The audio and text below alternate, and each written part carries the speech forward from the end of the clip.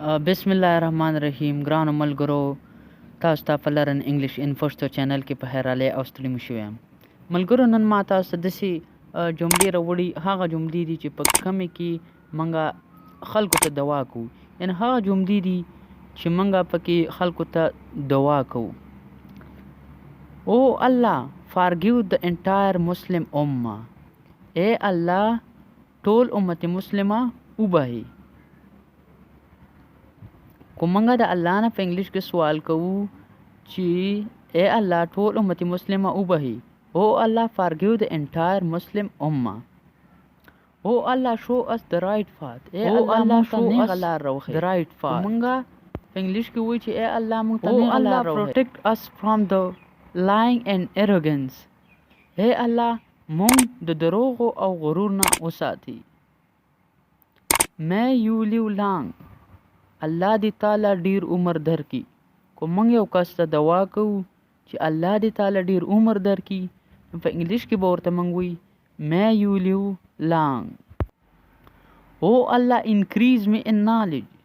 اے الله زما علم زیات کړي. may Allah protect you and your family. الله دې تا او ستا خاندان محفوظ کړي.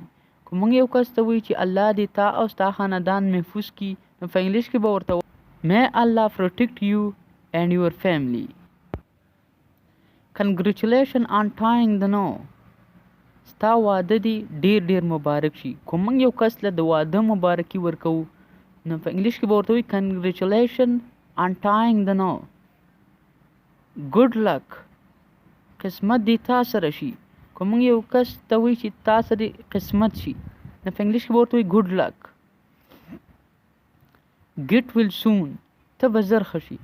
کوم موږ یو کس ته وایي یو کس بیماري، نو موږ ورته وایي چې مطلب ته به ډېر زر ښه شي، یا will get soon or get well soon. rest in peace.